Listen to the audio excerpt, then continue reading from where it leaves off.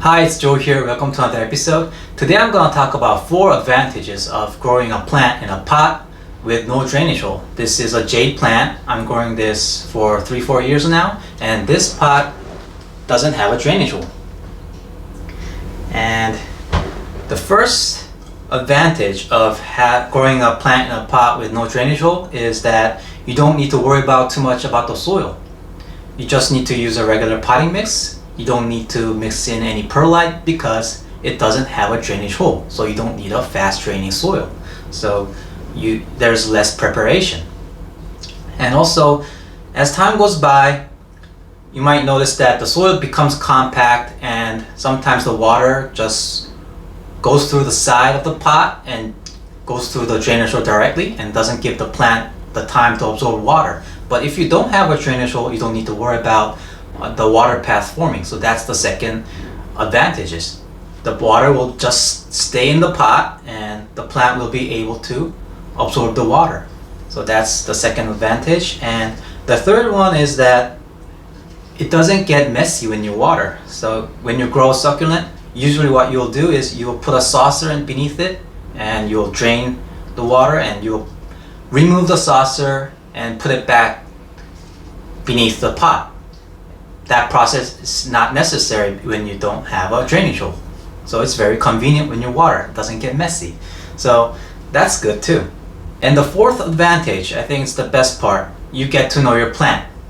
So the key of growing a plant in a pot with no drainage hole is that you need to water the exact amount that the plant needs. So you'll observe more and you'll observe the surface soil and you'll eventually give the exact amount. So at the end, you'll learn how much water that plant needs. And this doesn't apply just to jade plant. I have 2 other snake plants that I grow with no drainage hole.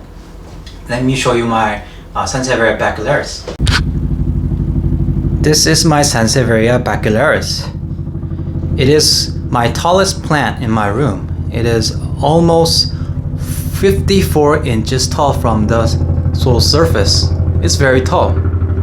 And I've been growing this for 3 years. And this pot also has no drainage hole. Yeah, so even succulents can be grown in pots like this. The key is just to water the exact amount of water that it needs.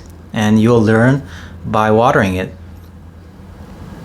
So as I mentioned in my previous videos, you start by giving 50 to 100 milliliters of water, and then you observe the surface soil. And yeah, I talked about that, how to adjust the water in the previous video. Yeah, so this is my second example. I also have my Sansevieria trifasciata moonshine. Let me show you that too. This is my Sansevieria trifasciata moonshine plant. And it is growing in a pot that has no drainage hole. The overall height of this plant is about 45 inch, including the height of the pot. This pot, the white pot, is quite tall and it's quite heavy, so I don't move this plant around too much. But I did plant this in 2019. So it's been almost 4 or 5 years. And it's doing really well. There's no imperfection, no brown spots, and the baby pups are silvery green. So you can see that it's doing really well in a pot, even with no drainage hole. So yeah, it's possible to grow succulents or snake plants in regular potting mix. It doesn't need to be in a fast draining soil. It doesn't need to be in a pot that has a drainage hole. So yeah, this is the proof that I have. The only disadvantage of growing plants in a pot with no drainage hole is that you can't take them outdoors during summertime. So that's one disadvantage. And I do have a plant saucer beneath the pot here. It's just to protect the wooden floor. Sometimes I notice that water can get between the pot and the floor there and it will damage your floor. So right after I noticed that, I put a saucer there. the purpose of that saucer is not to collect water, just to protect the wooden floor. So yeah, just keep that in mind.